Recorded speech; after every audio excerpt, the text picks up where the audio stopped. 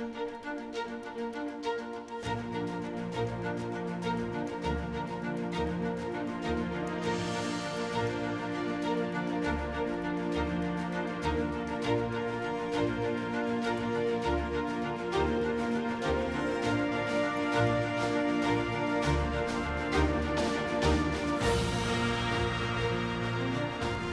you so much for joining us today for Face the State. I'm Tracy Townsend. Early voting is underway right now in Ohio. There's no question these are politically tense times in the state and across the nation. The people who keep your vote secure need their own security. As 10 TV's Brian Somerville found out, Columbus City leaders have a plan for that. Columbus City Council is putting more protections in place for November 8th poll workers. Certainly, as an elections official, we applaud that. Franklin County Board of Elections PIO Aaron Sellers says the new legislation serves as a strong reminder for best practices at the polls. The job is already hard enough as it is. And, elections, people are, these are big elections, presidential cycles, gubernatorial cycles. People are passionate. They are, and that's not a bad thing. But just remember that your poll worker is a vital part of the component of running elections. Let's be clear, it is already against the law to assault somebody or to create a unsafe situation at a polling location. Secretary of State Frank LaRose says most Ohioans understand the polls are a sacred space and believes Columbus's ordinance was unnecessary. I think this is the problem with sort of 24/7 news cycles on cable and everything else. They may have heard about something else that happened in another state and perhaps overreacting a bit. But listen, we'll never take any chances when it comes to public safety. And so if that's the decision they wanted to make for Columbus, we welcome that. He says to his knowledge, there have been no credible threats in Ohio against poll workers. I received a call in August at the primary where somebody was threatening one of our poll workers. City Councilman Emmanuel Remy says he didn't think penalties went far enough. Now, if something happens to a poll worker, it is a mandatory 3 days in jail. We're serious about this. If you interfere with the election process, there will be significant consequences. Sellers says on November 8th, there will be 309 voting locations in Franklin County, 199 of them in Columbus, making up about 64%. And to work those polls, Franklin County BOE is recruiting 5,000 workers. If there's one thing that I am certain about, we're going to make sure that everybody that comes to vote and all of our poll workers are safe and secure. In Columbus, Bryant Somerville, 10 TV News. And according to Columbus City Council, there is the mandatory 3 days in jail. And then council also says a person found guilty of election interference or harassment of an election official will not be eligible for probation, house arrest, or work release. This week, U.S. Senate candidates J.D. Vance and Tim Ryan faced off on the same stage for the first time. The debate in Cleveland covered issues including inflation and abortion. And then there were plenty of jabs at each other. We asked a local political scientist to weigh in on where this race stands. I think what Tim Ryan has really excelled at is running a campaign that looks and sounds and feels like Ohio. Tim Ryan is really running mostly to be acceptable to as many Ohioans as possible. J.D. Vance, to some extent, has been kind of coasting through this. I think he thought that the Trump endorsement won him the primary, and I think he thought a Trump endorsement would help him coast through to victory in the general election, but it's proven to be far more competitive than that. Both candidates had an opportunity to talk with reporters after the debate. J.D. Vance did not do that, but Tim Ryan did. Here's what he had to say about what he calls his fight to make Ohio better. I think one of the big problems we have is you're all one side or all the other, and that's the only way you're going to pull the lever. I want to go to the Senate because I want to figure out how we can build out a consensus around energy, around education, around our geopolitical struggles. How do we come together? We had that for a long time, but starting in Vietnam and over the last couple of decades, it's been just fraying until now we've got all these problems. I think people are ready to leave the age of stupidity behind us. They want to move into it. there will be no gubernatorial debate. Democratic challenger Nan Whaley says that's because Mike DeWine, the incumbent, will not agree to one. We did try to ask the governor about that during a press event this week. Speaking of re-election, why won't you debate, Governor? Look, this is a happy day. We're going to continue to talk about Honda. This week, we talk with the candidates for Secretary of State. Democrat Chelsea Clark is running against incumbent Frank LaRose. Clark is a business owner and city councilwoman in Forest Park, which is in Hamilton County, there in Cincinnati. She says she wants to make it easier for people in rural counties to vote.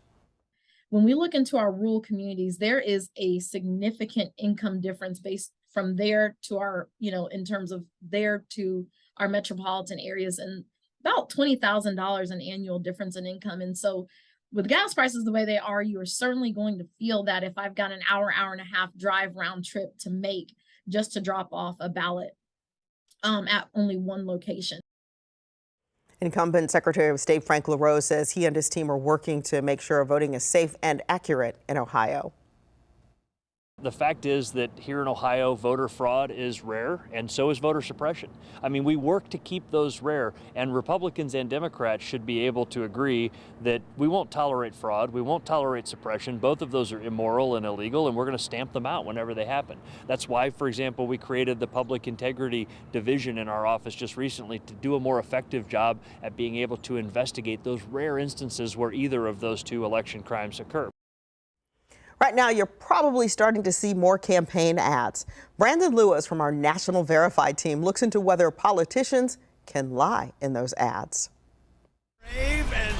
Midterm election season is here, and that means there will be political ads everywhere you look. And some of those ads will inevitably make outlandish claims.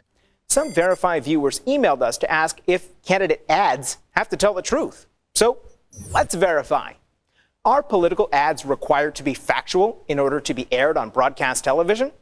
Our sources are the Federal Communications Commission, the Federal Trade Commission, and University of Minnesota political science professor David Schultz.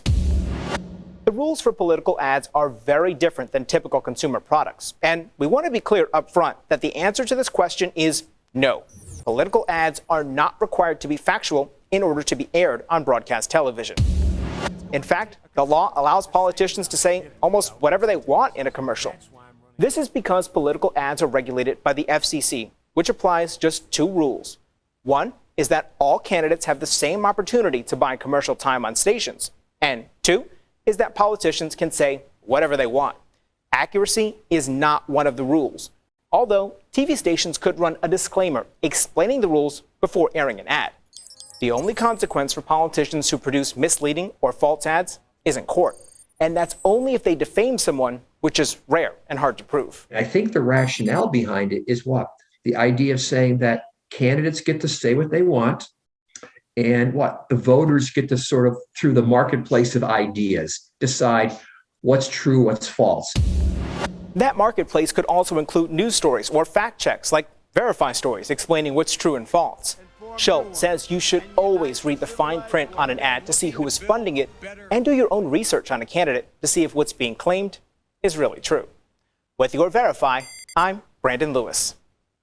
One issue on the ballot for Columbus voters is affordable housing and improving infrastructure. The bond issues would allow Columbus to invest $1.5 billion in the neighborhoods. $200 million would address the city's housing crisis. It would also improve fire facilities, rec centers, sidewalks, and overall public health. So I encourage all of our neighbors to read up on all the issues and to support issues 14 through 18 to help make sure that every Columbus neighborhood is a safe, thriving place. The city says the bond issues would not increase property taxes or impose any new tax. Remember, early voting is happening now. Our digital team collected the information you need before the election, before you vote. Text the word vote to 614-460-3345, and we will send you a link. And after hours of debate and public comment, the State Board of Education says more discussion is needed on its proposed Title IX resolution. More than 100 people showed up for public comment Wednesday, and it took so long the board couldn't even get to everyone. The board ultimately voted 12-7 in favor of sending a proposed piece of legislation to its executive committee. Board members told us they need to get it right for the kids. Do not allow schools to rob us of our children. Where's the respect and sensitivity for the mental health and emotional well-being of biological girls in sports? On the day many people were anticipating a final vote, the State Board of Education voted to send the Title IX resolution to Executive Committee for more discussion. The resolution, Board member Brendan Shea introduced, lays out an unequivocal opposition to the Biden administration's proposal to extend Title IX's protection to gender identity and sexual orientation. I believe as education leaders in Ohio, this body must take a stand on one of the defining issues impacting education today. Ohio schools that don't go along with it face the risk of losing federal funding for their school lunch program. Board member Tim Miller says it's imperative they get this right. He's the one who proposed sending it to a committee. One common denominator that I hear from both sides, and both sides seem to be so far apart, is these kids exist, transgender kids exist, and we haven't had any kind of discussion on how we help those kids. And that's what we're supposed to be doing here. Under the expanded version of Title IX, it would require schools to allow access to bathrooms, locker rooms, and sports teams to transgender students. The goal of the expansion was to provide more protection for students against discrimination based on sexual orientation or gender identity. I think it would be a travesty for this to go into committee and something doesn't come out. And we thank Richard Solomon for that reporting. Board members told Richard the president of the board wants the executive committee to have a meeting before the board meets again in November. It's going to be a public meeting. So far, though, nothing's been scheduled, so we'll be watching that. Right now, Stonewall Columbus is holding a Pathways to Parenthood conference. Organizers say they're focused in part on Title IX and how the overturning of Roe v. Wade threatens other freedoms for LGBTQ plus families. While our organization doesn't specifically focus on young people, they are part of our community, and we understand in terms of the work that we do that identity development is critical to personal understanding and success in the world. And so we really want to focus on that sort of piece of it to ensure that our young people are stepping into spaces that are safe for them, where they can express who they are and feel fully supported by the community around them. So this is something we're definitely attuned to and paying very close attention to. So we're actually pretty excited about this event. It's intimate, is what I normally call it, which is probably the most appropriate because you can ask intimate questions, honest questions in small group. And we're sort of reframing it as more of a symposium, so a gathering of people to talk about these different topics that people can sort of connect with. Up next, a big development coming to Fayette County. Is that small community ready for Honda? And there's a push to change Ohio's strangulation law. We'll look at how that change could impact domestic violence survivors.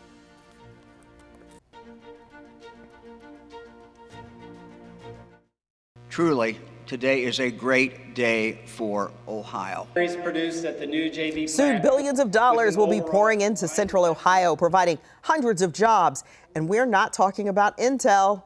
In addition to plants in Marysville, East Liberty, and Anna, Honda just announced a brand new investment in Fayette County. This announcement is making waves across Central Ohio. I want to break it down for you by the numbers. This is a nearly $4.5 billion investment across those 4 plants. It involves the creation of 2,500 new jobs. Plant construction begins in 2023. Battery facility will also have a significant impact, as Governor DeWine mentioned, on Columbus and the Cincinnati markets and the Southeast Ohio regions as well, because Honda will depend on the workforce from those areas to support support their suppliers at that facility and across Ohio. So it's a huge, huge statewide win. And this is also great news for Honda's hundreds of in-state suppliers and the people whose families and their livelihoods depend on that relationship with Honda. So many jobs you create beyond just what happens in the four walls of your facilities. We create an economy that puts American jobs and American production, American workers first. I'm thankful for Honda's commitment to Ohio for 4 decades. I'm thankful the Ohio workers at Honda, workers who manufacturing the cars of the future, and the union workers who will build this new facility. I thank Honda management internationally and Honda management in Ohio and in this country for recognizing a project labor agreement, because the best work, whether it's Honda, whether it's the expansion of GM in Toledo, whether it's the infrastructure bill, whether it's Intel, the best work will be done by paid, well-benefit union labor. 10 TV's Richard Solomon looks at whether Jeffersonville is ready for the big change. In the small town of Jeffersonville, the loudest thing you'll hear is Todd Beard's hedge trimmer. Small farming community, nice town, very relaxed, laid back. Simple. Yep, quiet town. But soon, a huge neighbor will move into Fayette County. We are announcing today that the batteries these vehicles will rely on to run will also be produced right here in the state of Ohio. Just announced today, Honda and LG Energy Solutions will invest $4.4 billion into Ohio. That includes the multi-billion-dollar plant, bringing with it 2,200 jobs. Bob Nelson is the executive vice president for American Honda Company. He says it will sit right off Interstate 71. Plan to have the building done by 2024 and then production, mass production, 2025, end of 2025. Beard says that's too much change too fast. Exactly. Don't come into a small town and try to change things up. However, Dan Maxey, oh yeah, you are. I'm ready for something, we need feels differently. Things to go instead of being shipped over to China or overseas. Maxey has lived in Jeffersonville for the last 50 years. He says the town he loves needs something new. And what better than a multi-billion-dollar plant? Build houses, more stuff. It's going to make this place grow. Both Maxey and Beard believe the plant will bring more money to the area. Whether they like it or not, the plant is rolling in. Right now, the potential for a strangulation law in our state is tentative. Proposed legislation is making its way through the state Senate.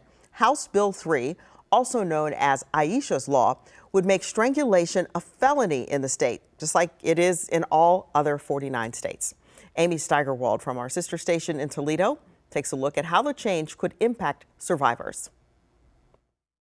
Right now, the potential of Ohio getting a strangulation law is up in the air, as it sits waiting to make its way through the Ohio Senate. House Bill 3, also known as Aisha's Law, would make strangulation a felony in the state of Ohio, just like it is in all other 49 states. I don't have an answer as to why we're still fighting this battle. Domestic violence advocates say they have been waiting for this law to pass for a long time, hoping to prevent dangerous and potentially deadly situations for victims of domestic violence. As advocates in the community, we're really looking for another mechanism to hold offenders accountable, particularly offenders who use strangulation, that really addresses the seriousness of the crime. Todd Curtis, senior investigator with the Wood County Prosecutor's Office, has more than 3 decades of law enforcement experience, specifically when it comes to domestic violence cases. Curtis says in the majority of domestic violence homicides he's handled over the past 30 years, strangulation was almost always a precursor to that homicide.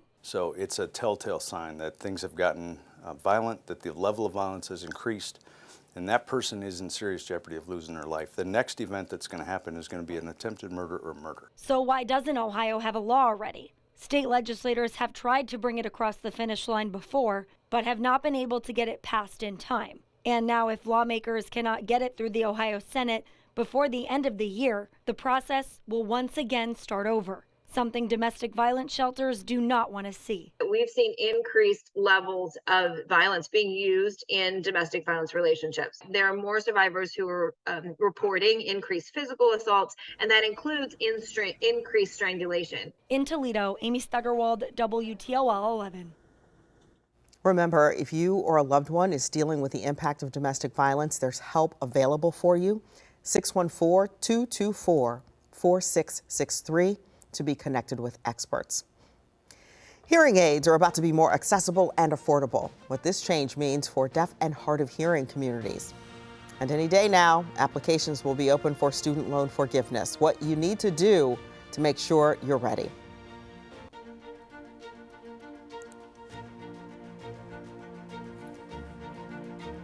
Starting tomorrow, adults nationwide will be able to purchase certain types of hearing aids over the counter. It's part of the U.S. Food and Drug Administration's plan to make the expensive device more accessible. Experts say some people are forced to deal with untreated hearing loss because they don't have access to the funds or insurance. We talked with the Assistant Director of Audiology at the Columbus Speech and Hearing, and she says this is a major step forward for deaf and hard of hearing communities. It's exciting because there's a lot of research that shows that getting hearing aids can help with cognition and can help with keeping your brain active and healthy. And so if we can get more people into hearing aids sooner, those benefits are certainly there. There's also risks with untreated hearing loss, risks for cognitive decline, risks for social isolation and depression. There's a higher increased risk of falls. So being able to get into some type of hearing device sooner can hopefully help you ward off some of those things. And Dr. Thompson says anyone looking to buy the device should get a hearing test to be sure they're eligible. The hearing aids are going to be available online and at local pharmacies starting at about $1,000. It's time now to verify. Any day now, millions of Americans will be eligible for student loan forgiveness. While you wait, there are a few things you can do to be ready. Abby Larico on our National Verify team explains.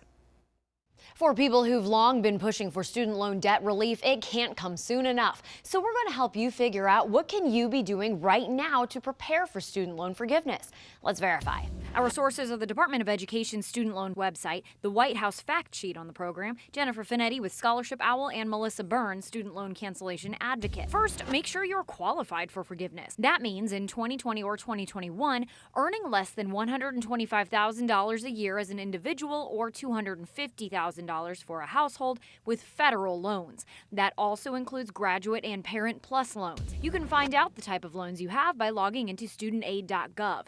And while you're there, update your profile in case the Department of Education needs to get in touch. You want to make sure that all of your contact information, including your email address, mailing address, and phone number, is current and up to date. But if someone calls you offering help applying for forgiveness, Burns says hang up. That is a scam. You should report it. You should never, ever, ever pay anybody for help to get your student loans canceled.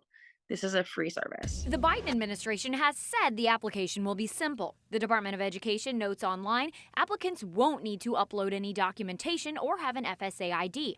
And qualifying borrowers already on an income-based repayment plan, about 8 million people, will be automatically eligible unless they opt out. Once open, the application will be available until the end of next year. But the student loan repayment pause expires at the end of this year. So the Department of Education encourages people to apply for relief by mid-November. I would generally tell everyone right now just to make sure you turn off all your auto debits so that way there's no chaos when loans turn back on in January. The Department of Education expects applications will take about 6 weeks to process, which will happen on a rolling basis. Another good idea would be to sign up for notifications directly from the Department of Education at ed.gov/subscriptions. That way you'll know the moment applications are available. With your Verify, I'm Abby Larico. And on that note, we thank you for joining us today for Face the State, and we wish you all a great week.